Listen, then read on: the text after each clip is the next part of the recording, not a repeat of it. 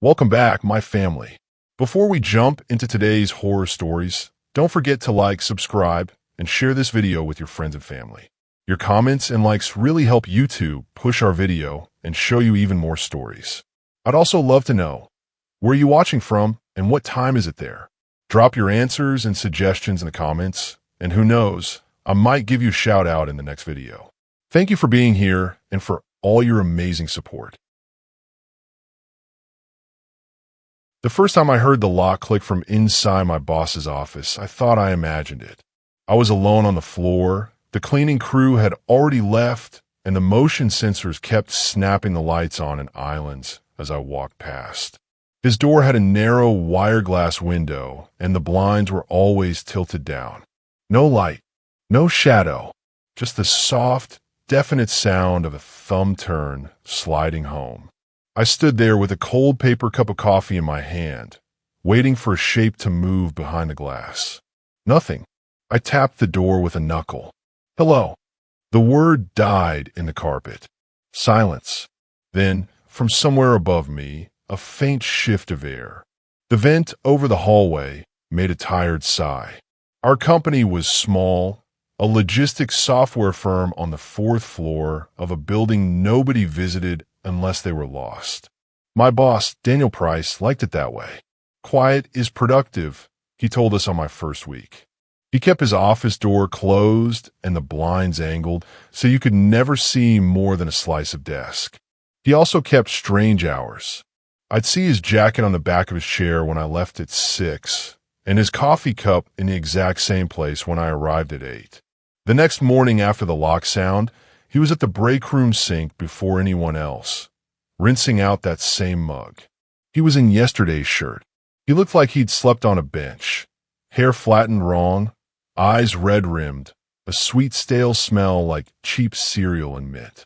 You were here late, he said, casual, like he'd been watching my time card. Nice hustle. The cleaning crew kicked me out around 11, I said. Did you lock your door from the inside last night? He didn't look at me. Sometimes it sticks.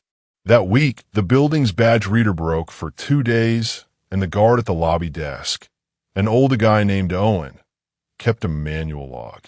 When I signed in on Wednesday, he asked, "Your manager upstairs? Didn't see him leave last night." "Maybe he took the stairs," I said. Owen pointed at the old black and white monitor under his desk. "Camera on the stairwell's out. But I sit here 13 hours. I see faces. Didn't see his. It shouldn't have bothered me as much as it did. People crash in offices, right? Projects run late. Showers exist at gyms. Still, small things began to pile up. Little notes appeared on my desk in Daniel's careful handwriting. Don't chew ice during calls. Avoid tapping your pen. Watch the way you lean when you talk to Claire. None of those were things you could hear through a wall. They were small, private habits. Half the time I did them when no one was around. In our one-on-one that Friday, he gave feedback that sounded like an echo of a conversation I'd had with Jake at the copier when we thought we were alone. "You mentioned feeling boxed in by dead tickets," he said, quoting the words I'd used. "Try saying, waiting on dependencies instead. Sounds less emotional." I nodded too quickly, a reflex, but my stomach turned a little. "Were you nearby?" "Thin walls," he said. "Sound travels." He smiled like we shared a joke. Over the cubicles, the air vents were a grid of dusty rectangles. The one above my desk had a missing screw on the lower left corner and a ring of scratches around the hole like someone had slipped a screwdriver in and out one time too many. It always hummed. Not loud, just a breath that never stopped. On Monday night, I stayed late again to finish a deployment. The floor was dead quiet by 10. Our motion sensor lights had gone to sleep, and I moved through them with a laptop under my arm, waking the space in pale squares. In the open area, I heard it, a soft, short cough, wrong in the emptiness. Not from a throat near me, but above, as if someone had breath dust. I froze under the vent over the break table and stared up. Through the slats, only black. I stood until my neck hurt, waiting for another sound. The HVAC kicked on, a heavy hum, and I let myself laugh. Dust. That's all. At my desk, my phone buzzed with a text from an unknown number. Stop tapping your foot. I jerked hard enough to knock my knee against the drawer. I wasn't tapping. I was bouncing my heel. The difference felt important, like proof that the text wasn't some joke aimed at what I told Daniel I did. My foot stopped, and without my permission I looked up. The vent stared back. The missing screw hole was a clean black circle. I typed, "Who is this?" 3 dots, then nothing. The text bubble died. The next morning, I showed the text to Amy. She frowned. "He's going too far. You think it's Daniel? Who else tells you not to tap?" She glanced up at the vent and dropped her voice. "You should talk to Owen." Owen was at his station with a crossword. I asked, careful, if the stairwell camera was fixed. He shook his head. "Waiting on a part, they say. Is there any way to see when someone left the building?" "For badging, sure. For feet." He scratched a square with his pencil. "What?" "Just curious," I said, and he gave me a look that said he had been 25 once and curious too. That afternoon, Daniel called a floor meeting. He stood at the head of the long table in the small conference room with the blinds shut and said, "We're moving to an on-call rotation. Tight schedules, tight compliance. No surprises." He looked at me when he said, "No surprises." When a meeting broke, he called me into his office and closed the door. It was my first time inside. The blinds were turned up so they reflected the ceiling lights like a pool of dull silver. The room smelled like dust and lemon wipes. "Sit," he said. "Door stays closed." I took the chair across from his desk. There were no pictures, no family, just neat stacks of paper and a black notebook with a cloth bookmark. The vent in his office was bigger than the ones in the bullpens, an old return grill with wide louvers. It was over the coat stand. "I want you to understand how visibility works," he said. "There are the things you say in meetings, the things you say in hallways, and the things you say when you think you're alone. Only one of those is safe." I stared at him. "I don't say anything unsafe." He smiled and wasn't kind about it. "You do. You all do. You'll learn." When I left, I noticed a ladder leaning in the hall outside his office. Facilities had been up earlier, changing a tube light. The ceiling tile over the corner by his door was slightly ajar, not flush with the grid, like a lid not settled. I reached to push it even, then pull my hand back. "Don't touch." 2 nights later, Daniel assigned me to babysit a database migration, midnight to 3. "Do it for here," he said. "If something breaks, I want eyes on it." Around 1 a.m., the building took on that stripped sound again. The elevator ding sounded too loud. The vending machine coughed in the distance. I wore headphones for a while, then took them off. The project ran smooth. I stretched and walked the hall, waking lights. When I came back to my desk, there were 3 paper clips in a neat line centered on my keyboard. I looked at the vent. "Stop it," I said out loud before I could talk myself out of it. "If you're up there, stop." No sound. I swept the paper clips into the trash and texted Owen. "Are you still at the lobby?" He replied right away, "Yes." "Everything okay? Can you come up?" 2 minutes later, he stepped off the elevator with his jangling keys and his sleepy face. I told him, half whisper, half rush, what I thought was happening. He listened with his head slightly tilted, the way people do when they're trying to hear something else too. "In my old building," he said slowly, "a guy slept above a closet for 6 months. Nobody knew. He used the vents to hear when the manager went home. People are strange." We walked to Daniel's office. The door was closed. I pressed my ear to the seam. No sound. No light under the jamb. Owen tried the handle. It didn't move. He knocked once politely, waited, knocked again, harder. The sound died in the carpet like before. "Back up," he said. He pulled a thin tool from his key ring and slid it into the latch. The lock didn't give. He looked up at the ceiling tile that sat slightly crooked over the corner. "Help me," he said, and steadied the ladder. I climbed.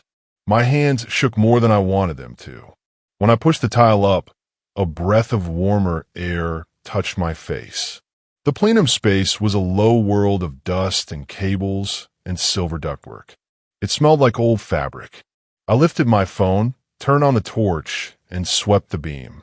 Directly above his office closet, there was a rectangular cut in the thin gypsum board, hand-sawn and sanded at the edges. A short crawl space connected the closet to the plenum over the hall. In the crawl space, a dark sleeping bag rolled tight with a bungee cord, a thermos, and a box of cereal bars. Next to it, a stack of printed pages strapped with a rubber band. The top page had my name and a timestamp from a week before and a verbatim transcript of a call I'd had on my lunch break with my bank. Not a call on the office line. My mobile. I swallowed, air catching in dust. "Owen," I whispered, and my voice sounded too loud even to me. "He's been up here." The beam slid, caught on something shiny at the edge of a duct near the big return vent in Daniel's office. A small mirror was taped there at an angle. From that angle, looking down through the louvers, you could see the curve of his chair and the area in front of his desk, the place anyone would sit. Another mirror farther along pointed through a missed screw hole in the vent over the bullpen. Not a camera. No wires. Crude. Effective. Something shifted behind me in the space, soft. Not a person. The building settled a metal tick. I climbed down too fast and bumped my elbow on the tile grid. The tile fell, and I caught it clumsily, heart-punching. Owen and I stared at each other. "You should call someone," I said. He breathed out through his nose and looked at the closed door. "Who?" "HR. The police." "And tell them what? That a manager sleeps in his office and listens through vents? What is this?" He held up a page lightly between two fingers. My words, my receipts, neatly printed. "Did you know the cameras on this floor don't work after 11? They're on a timer to save power." My head fell hot.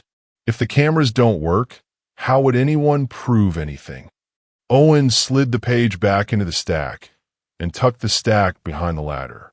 "I didn't see anything," he said softly, to the air, to the vents. "And you didn't either." I wanted to argue. Instead, I put the tile back into place and made it as even as I could with my shaking hands. A soft click came from a door behind us. The thumb turned. The handle moved. The door opened 3 inches and stopped against the security chain he kept on at night. "Can I help you?" Daniel asked from the dark. Even in the low light of the hallway, his eyes looked too awake. He wore a different shirt now, but it had the same wrinkles as the first one. The room behind him was unlit, the shape of the big vent a black mouth in the ceiling. Alarm on this floor went off. Owen lied smoothly. "False read, looks like. You okay?" "I'm working." Daniel's gaze moved to me. "And you?" "Migration done," I said. My voice came out thin. "Good," he said, and closed the door. The thumb turn slid. The soft click of the chain dropped. The lock set. We stood a long time, the two of us in the vents. The next morning, HR called me in. Linda, the HR rep, had a blue folder with my name on it. "A few things," she said. "Your after-hours access. Your use of company equipment. Some concerns about boundaries." "Boundaries?" I asked. I wanted to laugh and couldn't find the air for it. "Please be mindful that loitering near leadership offices at night is both unsafe and inappropriate." She slid a piece of paper across to me. It was a formal warning. "Did Daniel report me?" I asked. She gave a corporate smile that meant yes without saying yes. "We take safety seriously, including when someone sleeps in the building." I said. "In the ceiling?" She blinked. For a second, something like curiosity broke through the glaze on her face. "If you have a facilities complaint, use the portal," she said. "We can't address rumors." When I left the room, Daniel was by the copier, feeding a stack of forms through the tray. He didn't look at me as I passed. He said, almost as an afterthought, quiet is productive. I gave my 2 weeks notice that afternoon. There was no grand confrontation, no scene. I packed my desk in the middle of the day so I wouldn't have to step back into that dim corridor at night. Amy hugged me. Jake avoided my eyes. People knew when something was wrong and pretended not to. That's an office skill too. On my last day, Daniel stopped by my desk. He tapped the empty space where my monitor had been. "You'll be happier somewhere louder," he said. "I will," I said. He smiled. "Do be careful with your words in interviews," he added, lightly, like advice. Companies talk. I walked out with my box and set it by Owen's desk for a minute to rub my hands together and warm them. It was August outside, hot on the pavement, but in the lobby the air was always sharp and too cold. Owen pushed his crossword aside and stood. "Good luck," he said, and he hesitated and chose his words. "Keep your vents clean." I laughed, but my throat was tight. He wasn't joking. That night, at home, my apartment felt too open. I turned off the television and heard the refrigerator motor and the elevator cable in the shaft outside my door, and every small domestic sound rendered into something like breath. I moved a chair under my bedroom vent and looked up into the slats for too long. Nothing looked back. Dust sifted down onto my face and made my eyes water. At 3:02 a.m., I woke to the buzz of my phone. A new email, subject line, locked. It was from my work account. I had logged out and turned to my laptop. The message had no body, just a single attachment, a text file. I opened it. It was a plain log of keystrokes from 2 nights ago, the night I'd typed my resignation letter at my desk because I didn't trust myself to do it at home. It showed every mistyped word and backspace, every pause where my fingers hovered while I thought. It ended with the exact minute I hit send. At the bottom of the file, there was one extra line, not typed by me. Always. No punctuation. Lowercase. It looked like the end of a sentence that kept going somewhere I couldn't see. I changed my email password. I called the company's off-hours IT number and got a recorded message. I unplugged my router and sat on the floor in the dim light and felt ridiculous and not ridiculous at all. In the weeks after, I checked my apartment vents like a ritual. I taped a piece of paper over each one and watched for movement, for the paper to lift. It never did. I got a new job. I told myself that the world was mostly normal, that most bosses were just ordinary people with ordinary flaws, that the feeling of being watched would fade like a bruise. Sometimes, though, when I wake too early, I hear the soft sigh of the building around me. I hear the little shift that happens when air settles and metal cools. It sounds like a breath you can't quite locate. It sounds like someone in the dark, sitting very still, listening through a grill, patient and quiet, waiting for the lock to click. I never wanted my boss to have my personal number. At first, I thought it was harmless. He framed it as just for emergencies. We worked in a mid-sized insurance office where emergencies usually meant a printer jam before a client meeting. Still, Daniel. Yeah, another Daniel, but this one was my manager, not the CEO type, insisted that it was important.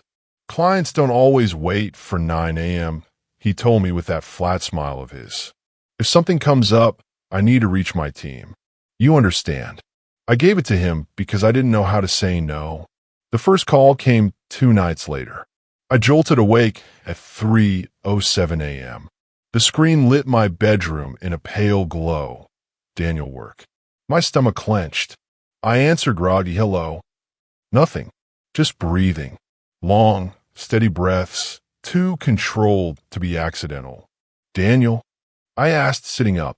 The line clicked. Call ended. I lay there staring at the ceiling fan, the shadows spinning with every turn. Maybe he dialed me by mistake. Maybe he'd rolled over on his phone. I convinced myself of that and tried to sleep again. The next morning, he didn't mention it. In fact, he acted like nothing had happened. Gave me my tasks for the day, corrected my report, moved on. But then the next night, it happened again. 2:54 a.m. My phone vibrated across the nightstand. Same number, same silence, breathing. Except this time, there was a whisper, so faint I almost thought I imagined it. Come in. I sat upright in bed, heart pounding.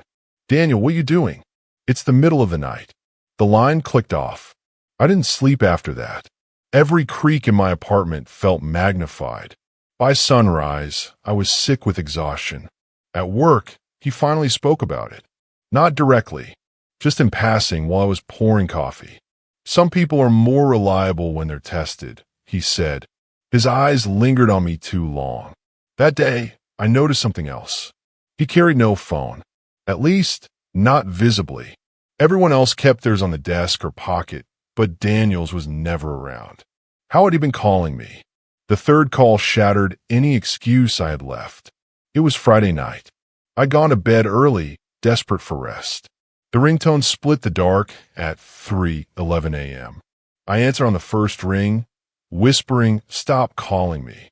This time, his voice was clear. "Get dressed. Office. Now." I laughed nervously. "You're insane. I'm not going in at 3 in the morning."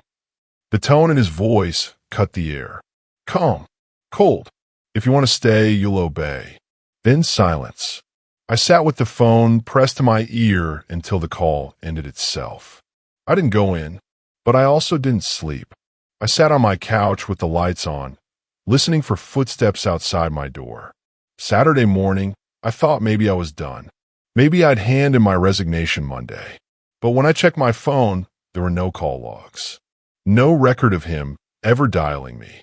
Just empty hours where I knew my phone had rung.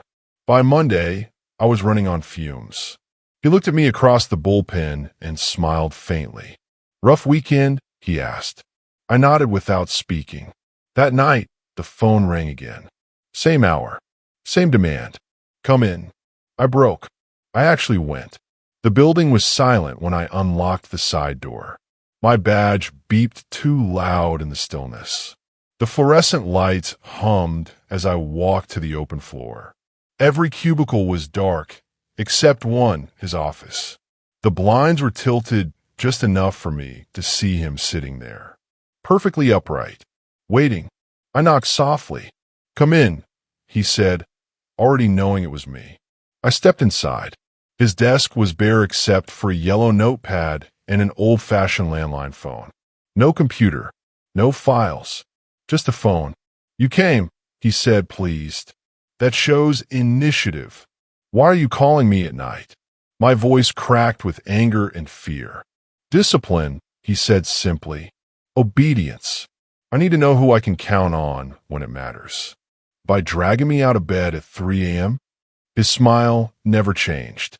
"If you'll come at 3, you'll come at any time. If you'll listen at night, you'll listen in the day. You passed the test." I shook my head. "I'm done." His eyes flicked to the landline. He slid it toward me. "Then answer it." "What?" "Pick it up." The phone rang. Loud, sharp, jarring in the empty building. My chest seized. I picked up the receiver with a trembling hand. On the line, breathing.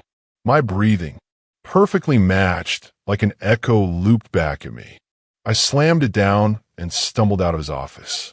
I didn't wait until morning. I emailed HR my resignation from my car, fingers shaking on a keyboard. The next day, Daniel wasn't at work. Nobody seemed concerned. A week later, his office was cleared out. No goodbye email, no explanation. Just gone. But the calls didn't stop. The following Friday at 3:05 a.m., my phone rang again. Private number this time. Against my better judgment, I answered, breathing, and then faint, familiar words. "If you'll listen at night, you'll listen in the day." I threw the phone across the room. It hit the wall and cracked the screen. I never answered another call from an unknown number after that. But sometimes when I wake too early, I swear I hear it vibrating on the nightstand, ringing with no light, no caller ID, just waiting for me to pick up, and I wonder if I'll ever really stop obeying. When you work in a quiet office, every strange thing stands out. I've been at the company for almost 6 months when Daniel, my boss, told me to clean out the old storage room at the end of the hall. It sounded simple enough. Move out some old boxes, toss the junk, and reorganize the rest. But from the moment I opened the heavy door, I knew something was wrong. The air inside smelled stale, like dust and old fabric. The light flickered when I pulled the chain. Boxes were stacked unevenly to the ceiling, some leaning like they might collapse if I breathed too hard. What unsettled me most, though, was how quiet it was. Even the hum of the air conditioner didn't reach into that room. I rolled up my sleeves and started. The first few boxes were boring. Outdated manuals, binders of financial reports, broken staplers. But deeper in the pile, I found something strange. The box was taped shut with brittle yellowing tape. I pulled it apart, and inside was a purse. A woman's purse, dusty but intact. I frowned. Why would that be here? Underneath, it were more items. A men's jacket, a pair of sneakers, even a set of car keys with a cracked keychain. I froze, holding the purse in my lap. This wasn't office junk. These were personal belongings. I checked the tag inside the purse. The name was written in neat black ink, Melissa. I didn't know a Melissa in the office. I kept digging. Box after box, I found more. Shoes, scarves. A thermos would been scratched into the lid. A wallet with expired IDs. Each box seemed to belong to someone different. I carried one of the IDs back to my desk. The name was Richard Blake, and the card had the company logo on it. He must have been an employee. I typed his name into our directory, but nothing came up. No record. It was like he'd never existed. At lunch, I asked Claire, she'd worked there for years, if she remembered a Richard Blake. Her fork paused halfway to her mouth. Richard? Yeah, he worked here a while back. Quit suddenly, I think. What? Do you know what happened to him? She shook her head. No. People leave. That's all. Then she lowered her voice. Don't go digging. Trust me. That night, I couldn't stop thinking about the boxes. Why were personal belongings stored here? Why hadn't they been returned? The next morning, I tried asking Daniel casually. Hey, I was cleaning the storage room yesterday. Found some old stuff like purses, jackets, wallets. Should I box those up for donation? He didn't even look up from his computer. Leave them. But they belong to old employees, right? Shouldn't they have been returned? He raised his eyes slowly. His face was unreadable. Never ask about that room again. His tone was calm, but sharp, final. I felt my stomach twist. He knew, and he didn't want me to know. That night, I stayed late on purpose. Everyone left around 7, but I lingered, pretending to finish reports. At 9, the office was silent. I slipped back into the storage room with a flashlight. I went through more boxes, my heart hammering. Some items were stained, others torn. A shoe with a broken heel. A pair of glasses snapped in half. And in one box, folded neatly, was a company badge. Melissa Carter, the same name as the purse. I froze. The photo showed a smiling woman, hair pinned back. The card had expired 3 years ago. I pulled out my phone and searched her name. Nothing. No LinkedIn, no social media tied to our company. Like she'd been erased. Suddenly, the storage door creaked. I killed the flashlight and held my breath. Footsteps. Slow, deliberate. The light flicked on. Daniel stood in the doorway. His eyes swept the room until they landed on me, crouched by the box. I told you not to ask about this room, he said. His voice was quiet, but the edge in it made my skin crawl. I was just organizing, I stammered. He stepped inside and closed the door behind him. The latch clicked. For a moment, neither of us spoke. He just stared at the boxes like they were sacred, then at me. People don't quit here. They leave things behind. That's all you need to know. Why are there things still here? My voice cracked. Because they're not coming back for them. His words were sharp, final. He moved closer, and instinct told me to back away. My heel hit a stack of boxes. He leaned down until his face was inches from mine. You're loyal, aren't you?" he asked softly. "You want to stay?" I nodded quickly, even though my chest was tight with fear. "Then forget this room exists. Understand?" I nodded again. He unlocked the door and left without another word. The next day, the storage room was sealed shut. A heavy lock had been added. The flickering light above, it was replaced with a new one that burned too bright, almost like a warning. No one spoke of it. Not Claire, not Jake, not anyone. It was like the room had been erased from memory, like those employees' names. But I can't forget. Sometimes, late at night, I dream about the storage room. I see the boxes lined up neatly, waiting, and I hear footsteps in the hall, slow and deliberate, heading straight toward me. And in those dreams, I know exactly what happens to people who quit this company. They don't leave. They get stored. It started with an email from Daniel, my manager. Subject, congratulations. Body, you've earned this. Let's celebrate privately. Dinner tomorrow. My treat. I read it 3 times, blinking. I hadn't been at the company long, barely a year, but a promotion? Sure, I've been putting in long hours, but no one had hinted at anything. Still, the idea lit something in me. Recognition. A future. The next day, Daniel called me into his office. He had that calm, tight smile that never reached his eyes. "You've shown commitment," he said, "and commitment deserves reward. This is an exclusive opportunity. Not everyone gets invited." It sounded less like a promotion and more like being initiated into a secret club. My stomach fluttered uneasily, but I forced a smile. "Thank you, Daniel. I appreciate it." "Good," he said. "Meet me tomorrow night. 9 p.m., don't be late." He slid a folded paper across his desk with the address of some upscale restaurant downtown. 9 p.m. was an odd time for dinner, but I didn't question it. When I arrived, the place was nearly empty. The host led me past rows of vacant tables to a private room in the back. Daniel was already seated, no food, just a single glass of water in front of him. "Sit," he said. I did. The door clicked shut behind me. There were no menus, no waitstaff, just us and the low hum of an overhead light. I tried to laugh. "So, what's the big news? A new title? Pay raise?" Daniel leaned forward, folding his hands.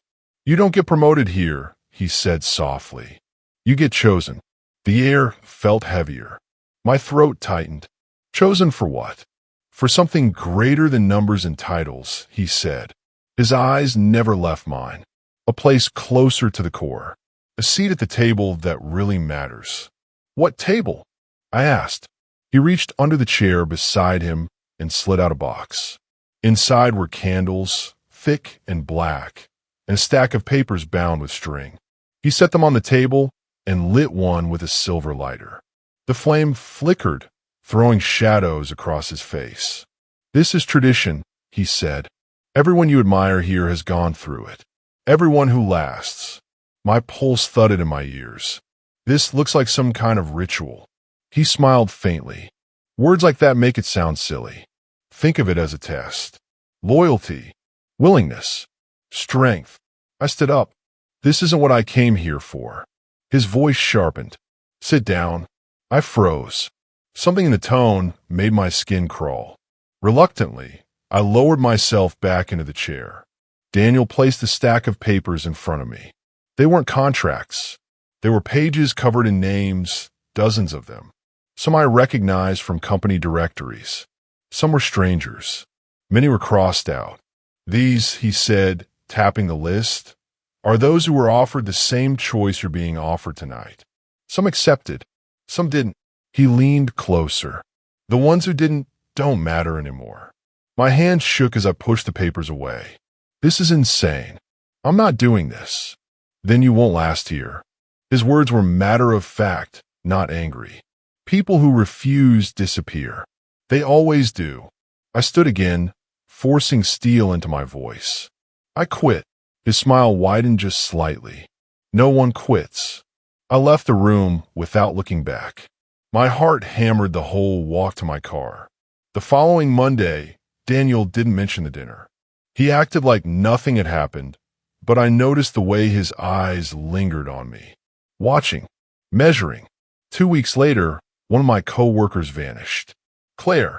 Her desk was cleared overnight, her name gone from the directory. No explanation, no goodbye email.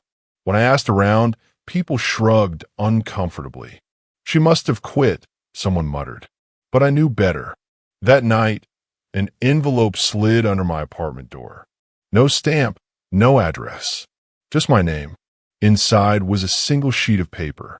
My name was on the same list I'd seen at dinner. Uncrossed. At the bottom, in neat handwriting, were 2 words, not yet. I left the company within a month. I told people I'd found a better job, and maybe that was true.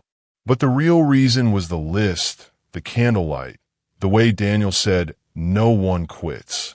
Sometimes, late at night, my phone buzzes with an unknown number. When I answer, there's only silence and a faint, steady breath. And I wonder if Daniel meant it when he said not yet. The morning it showed up, nobody remembered ordering it. It was a tall mirror, maybe 6 feet high, framed in dull bronze, leaning against the far wall of the break room where the vending machine used to be. The surface was spotless, almost too clean, like it had been waiting in storage for years. When we walked in for coffee, Daniel, our boss, was already there, adjusting the angle. New addition, he said cheerfully. Good for morale. Helps with self-awareness. Nobody questioned him. We never did. At first, the mirror felt like a joke. People checked their ties, fixed hair, made funny faces while waiting for the microwave to ding. I even caught myself doing it, glancing just long enough to make sure I didn't look half dead after late nights. But the more I looked, the more wrong it felt.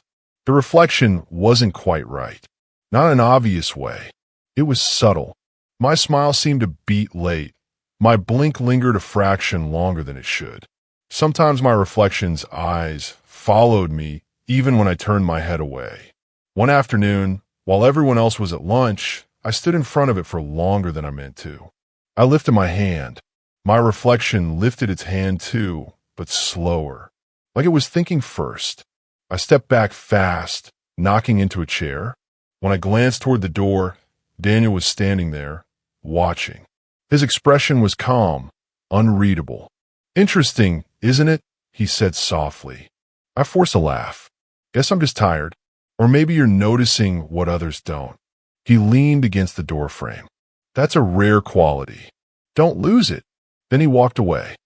The next day, I avoided the break room. I brought coffee from home, ate lunch at my desk.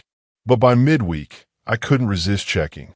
I had to prove to myself that I'd imagined it. This time, the reflection looked fine at first. Normal. Until I noticed a detail that chilled me. My shirt buttons didn't match. I was wearing blue. The reflection showed white.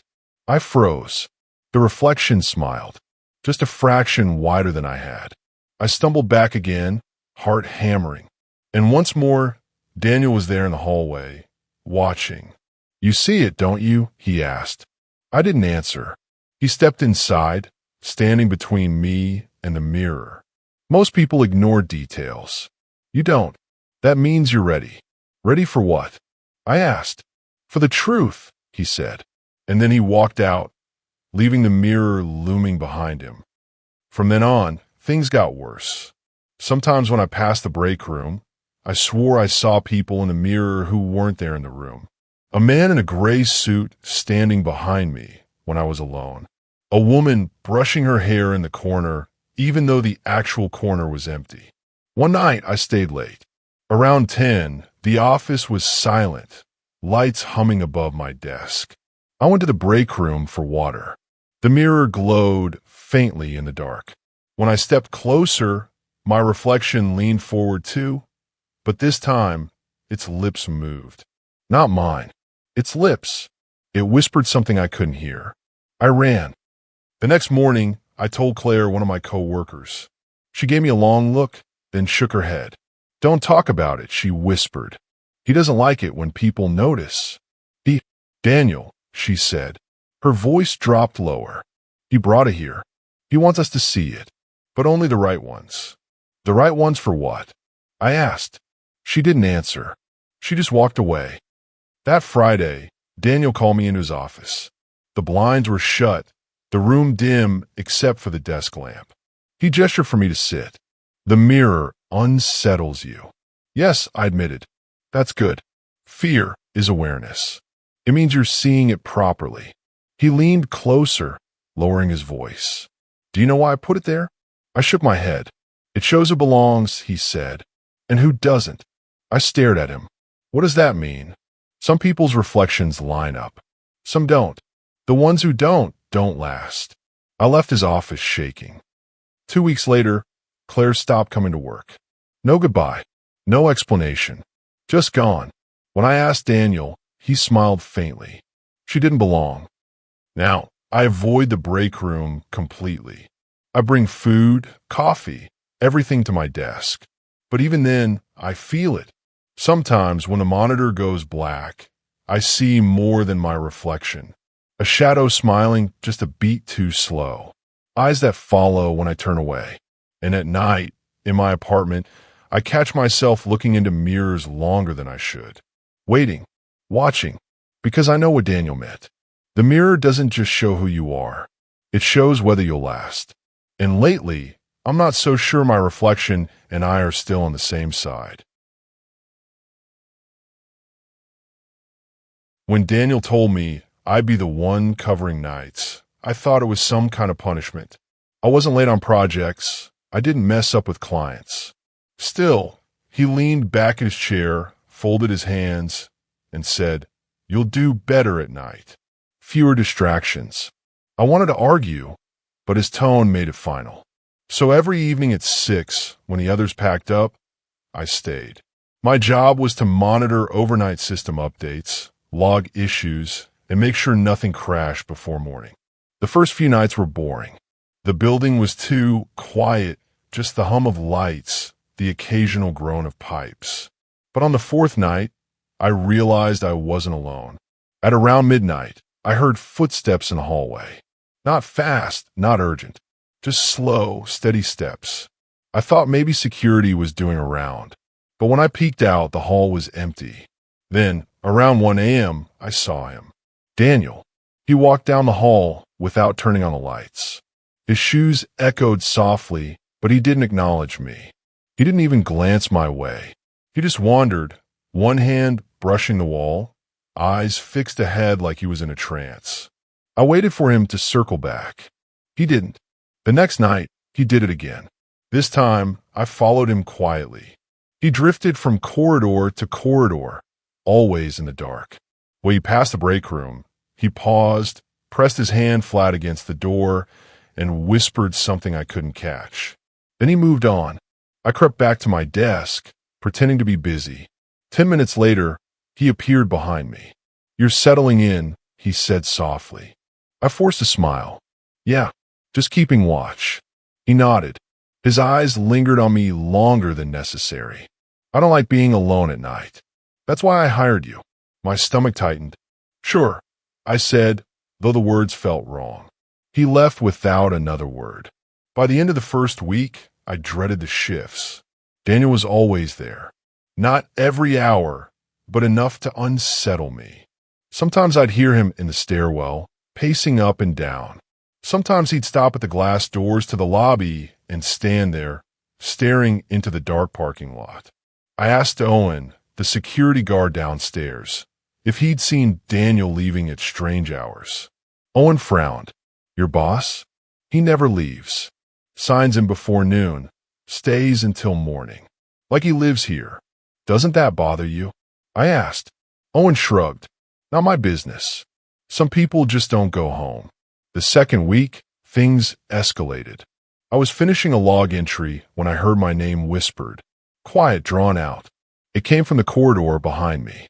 I spun around. Empty, but the whisper came again, closer. I grabbed my phone, ready to call someone, anyone. Then Daniel stepped into view. His face was pale in the dim light. "You doing well?" he murmured. I forced myself to nod. "Thanks." His eyes flicked toward the ceiling vents. "They notice you." "Who?" I asked. He smiled faintly. "You'll see." Then he walked away, melting back into the dark. I sat frozen at my desk, heart pounding. After that, I started to notice things. When I walked down certain halls, the lights didn't click on right away. It was like the sensors hesitated, leaving me in darkness for a second too long. Sometimes I'd catch movement in the glass walls of conference rooms, a shadow crossing behind me when no one else was on the floor. Once in the bathroom, I turned from the sink and saw Daniel's reflection in the mirror standing behind me.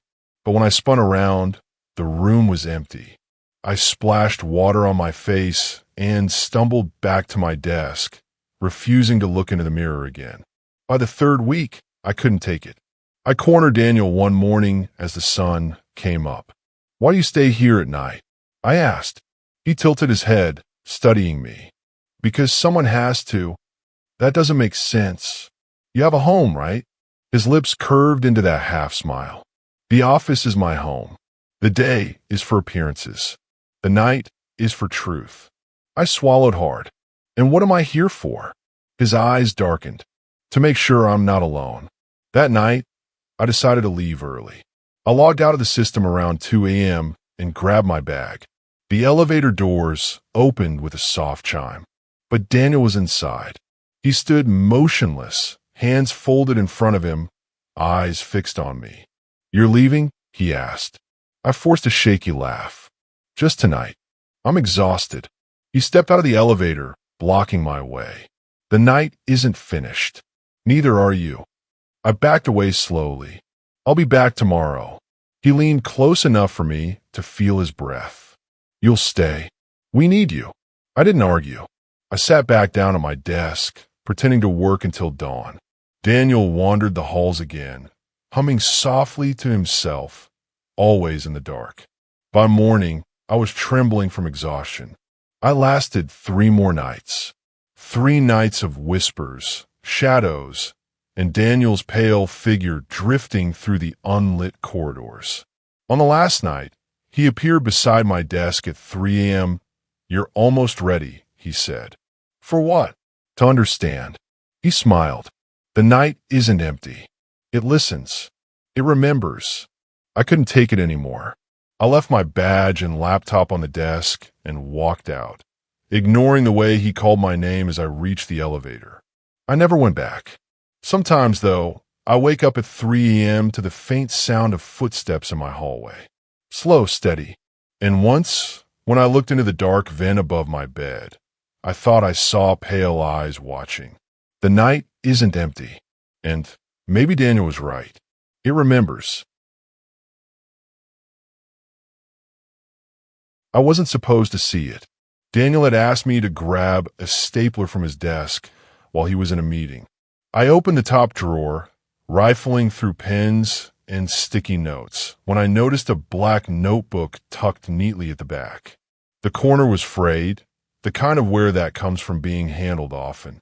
I shouldn't have looked, but I did. Inside was a list, a single column of names written in his careful block letters. At first, I thought it was just staff names, but halfway down the page, I noticed something strange. Some names were crossed out, heavy black lines scratched through them, so hard the paper tore in places. And every name that was crossed out belonged to someone who no longer worked here. I froze, running my finger down the uncrossed ones. People I saw every day: Claire, Jake, Melissa. And then, near the bottom, mine. My chest tightened. I shoved the notebook back into the drawer and closed it just as Daniel walked in. "Find a stapler?" he asked. "Yeah," I said too quickly, waving it in the air. My palms were sweating. He looked at me a moment longer than necessary, then sat down at his desk. "Good." That night, I couldn't stop thinking about the list. I told myself it was harmless, maybe just Daniel's way of tracking who'd resigned or been fired. But the way those names were scratched out didn't feel like record keeping. It felt personal, final. 2 weeks later, Melissa stopped coming to work. No goodbye email, no explanation. Her desk was cleared out overnight. When I checked the directory, her name was gone too. I remembered seeing her name in the notebook. Uncrossed then. I wondered if it was crossed out now. I started paying more attention. Claire joked about leaving one afternoon. She laughed. Maybe I should just quit and travel. Daniel was standing nearby. He didn't laugh. He just looked at her in that strange way of his, like he was adding her name to some mental ledger. 3 days later, Claire didn't show up. HR said she'd resigned, effective immediately. No one believed it. She'd never even hinted at job hunting. That night, I dreamed of the list. All the names fading except one mine. The more I thought about it, the worse it became. Every person who disappeared had been on that page. Each time, I imagined Daniel sitting at his desk, pulling out that notebook, dragging his pen across another name. I tried to ask around, "Do you remember Claire? Do you know where she went?" People shrugged, eyes sliding away. She quit. Happens. But no one seemed curious. No one wanted to talk about it. One evening, I stayed late. I told myself it was to finish reports, but the truth was I wanted to see. I waited until the office was empty, then crept into Daniel's office. My hands shook as I opened the drawer. The notebook was gone. My stomach dropped. Then I noticed it, on his desk this time, left open, like he wanted me to find it. I stepped closer. The names were the same heavy black lines slashed through some of them. And there was my name near the bottom, still clean. But under it, Daniel had written a new line. The pen strokes were fresh, darker than the rest. Soon, my breath caught. Behind me, the door clicked shut. I turned. Daniel stood there in the dark, the hallway light casting his face in shadow. "You shouldn't look at things that don't belong to you," he said softly. My throat was dry. "What is this? A list of who quits? Who gets fired?" He smiled faintly. "Something like that." He walked over, closed the notebook, and slid it back into the drawer. "Everyone leaves eventually. Some by choice, some not. I just keep track. Why is my name on it?" He looked at me for a long time. Then he leaned closer. "Because one day, you'll leave too. I just haven't decided when." I went home shaking. I considered quitting right then, sending an email and never coming back.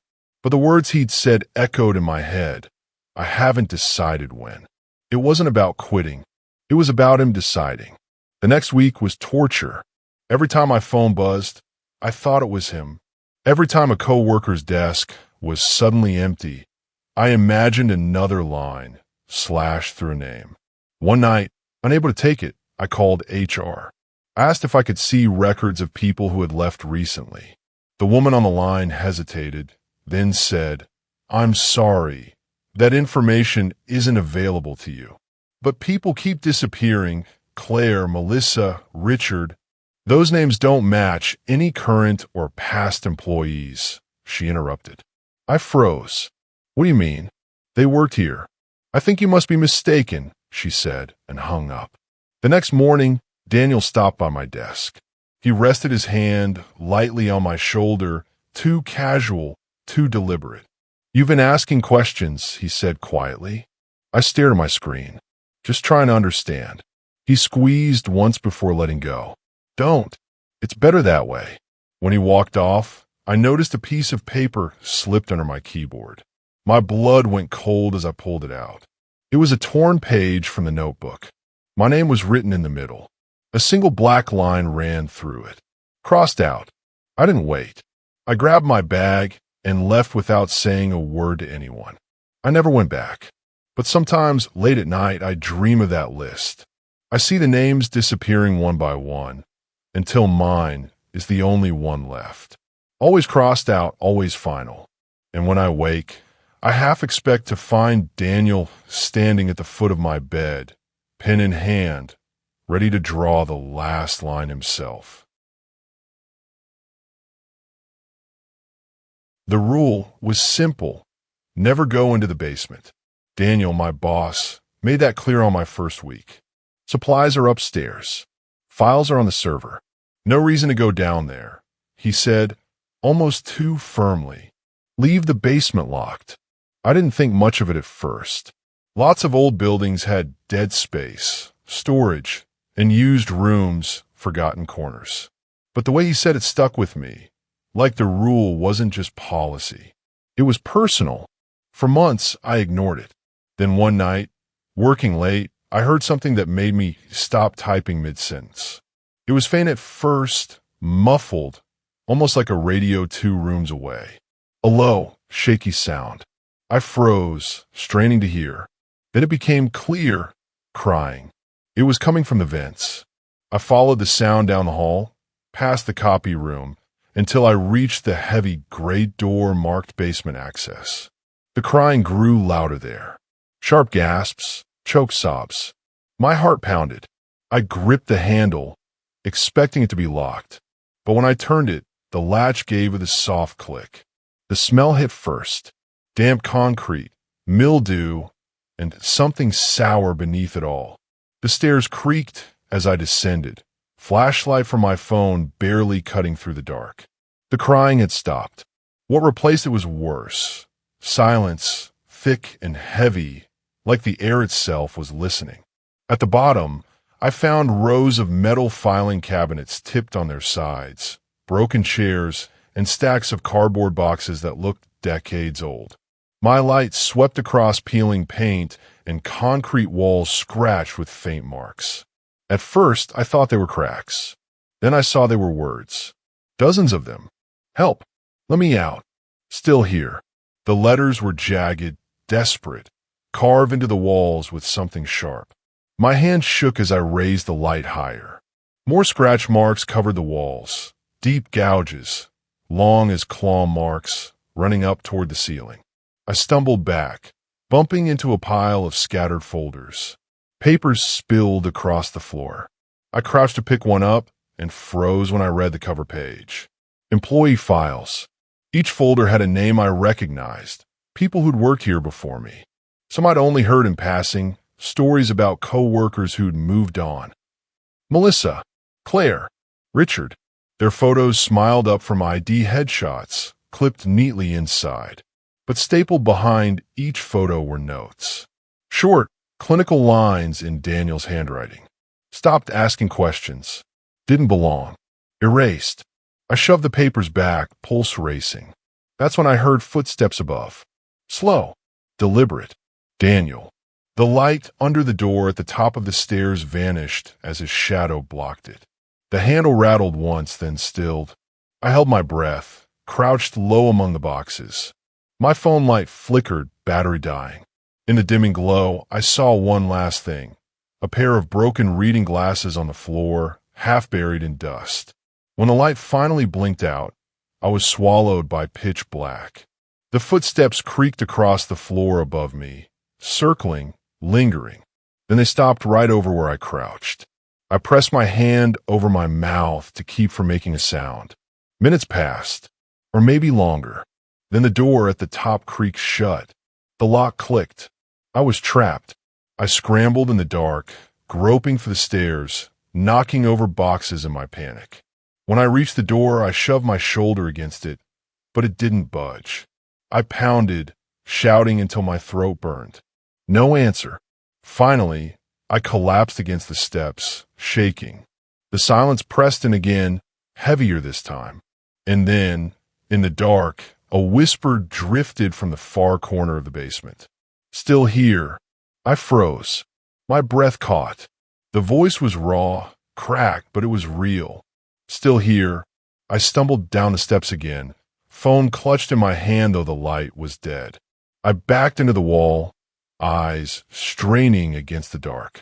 Something shifted across the floor, soft, dragging movements like someone crawling. The scratch marks on the walls suddenly didn't feel old anymore. At some point, exhaustion took me. I must have blacked out because the next thing I remember was sunlight slanting through a high, grimy basement window. The door at the top of the stairs was ajar. I bolted up, through the hall, out of the building. I didn't stop running until I reached my car. I quit that day. No notice. No explanation. Daniel never called. No one from the office ever asked why I left. But sometimes late at night, I hear it again, faint through the vents in my apartment. That broken, rasping voice. Still here, and I wonder if Daniel locked me in to keep me quiet, or if he left the door open because the basement already had what it wanted. Performance reviews at our office were always a formality. Half an hour in Daniel's office, him reading bullet points off a form, me nodding and promising to improve communication or stay proactive. But this time, it wasn't like that at all. He scheduled mine for after hours. Fewer interruptions, he said, smiling in that flat way he always did. I should have said no. When I stepped into his office, the blinds were drawn. Only a single lamp on his desk glowed, casting the room in long shadows. Sit, he said, motioning to the chair in the center of the room. Not across his desk, right in the middle with space all around. I hesitated. Don't we usually just? This is different, he interrupted. I sat down slowly. Daniel turned off the desk lamp. The room fell into darkness except for a faint sliver of light from the hallway. I could barely make out his outline as he began to move around me. His voice was low, steady. You talk too quickly when you're nervous. I flinched. You hesitate before answering questions you don't like. Your eyes twitch left when you lie. He circled behind me. I could hear his footsteps brushing the carpet, close enough that I felt the air shift. You laugh too loudly when you're unsure. You chew your lip until it bleeds. My chest tightened. These weren't work critiques. These were things I did alone. I tried to get up. Daniel, I don't think. Sit, he said sharply. The word cut through the dark. I froze. He leaned close to my ear. Do you know how long I've been watching? My hands gripped the chair arms. This isn't about work. Everything is work, he whispered. Everything you do tells me whether you belong here. He moved in front of me again. I could see his pale outline now, pacing slowly. Some people fix their flaws. Some can't. Those who can't don't last. I swallowed hard. Don't last. He stopped, staring straight at me, even though I couldn't see his eyes. They leave, one way or another. The silence that followed was unbearable. My pulse roared in my ears. I thought of the others who had quit suddenly. The empty desks. The names wiped clean from directories. Do you want to stay? He asked. Yes, I blurted out. Then fix them. His tone softened again, almost soothing. Every flaw, every slip, where you won't. The review ended without another word. He turned the lamp back on, handed me a form already signed, and dismissed me like nothing had happened. I stumbled out into the hallway, heart pounding. After that, I couldn't relax. I felt watched constantly. Every time I laughed, I caught myself. Every nervous tap of my pen, every twitch of my eyes, I stopped, terrified he was noticing, marking me down. And then the notes started showing up. On my desk in the morning, a post-it in Daniel's neat handwriting. Too much foot tapping yesterday. In my inbox at midnight. You hesitate when you speak to Claire. Fix it.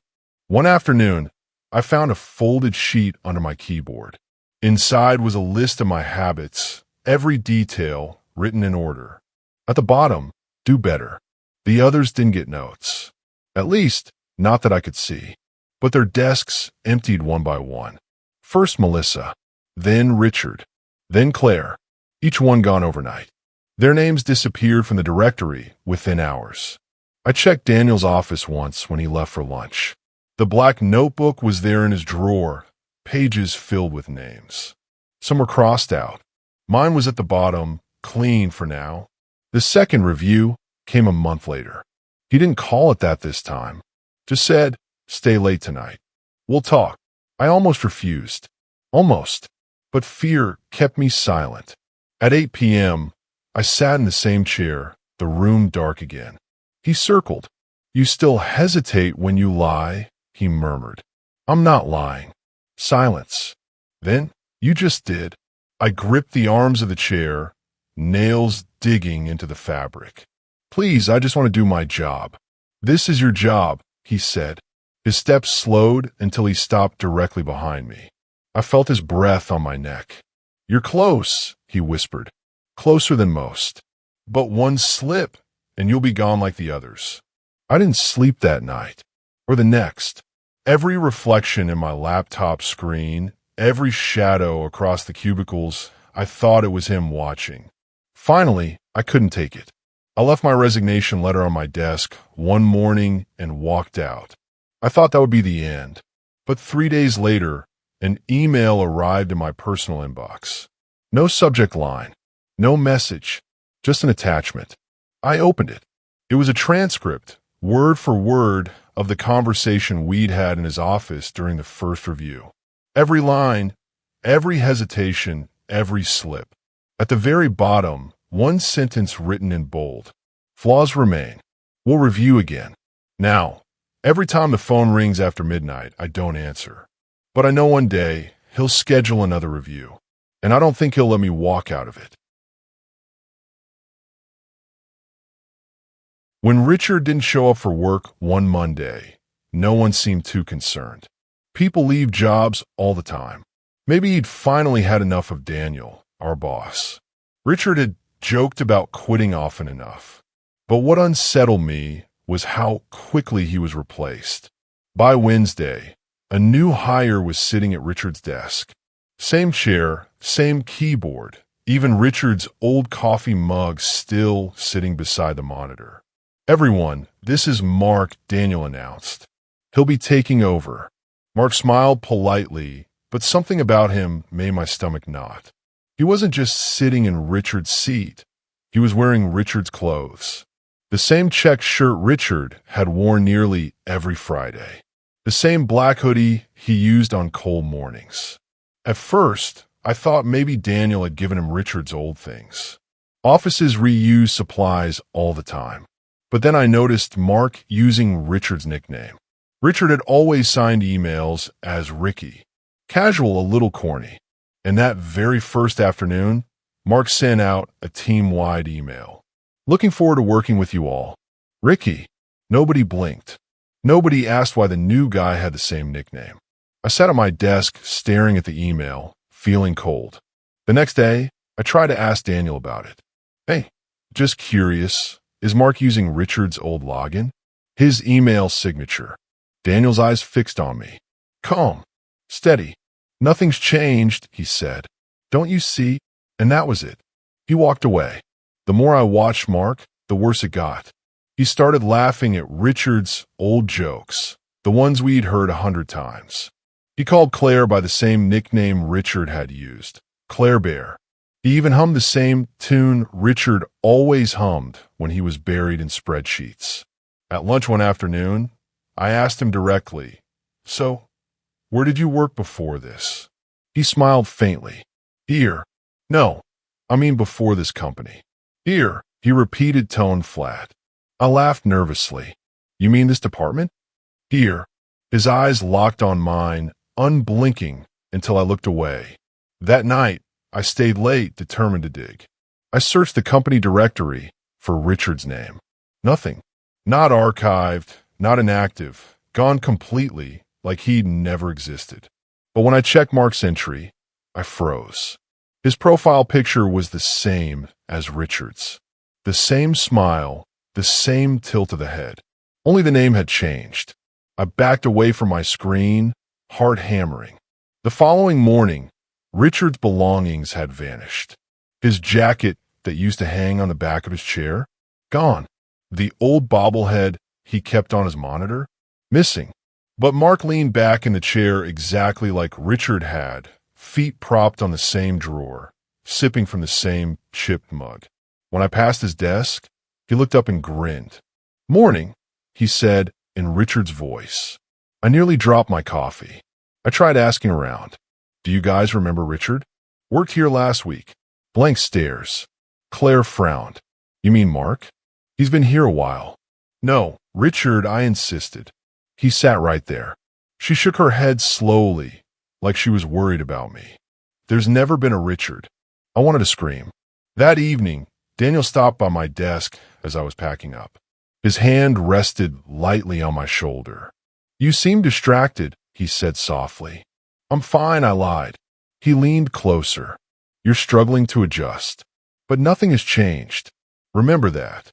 I swallowed hard. "Where's Richard?" Daniel's eyes glinted. "Who?" Then he walked off. I didn't sleep that night. I kept replaying Mark's laugh, his voice, the way he said here like it was the only word he knew. By morning, I decided I couldn't stay. I'd quit, find another job, forget the whole thing. But when I arrived at the office, there was a new face at Claire's desk. A woman, smiling brightly, introducing herself as Claire Bear. Nobody questioned it. I turned to Mark, desperate, but he only smiled. "Nothing's changed," he said. And in that moment, I realized Daniel had been right. People didn't leave this office. They were replaced.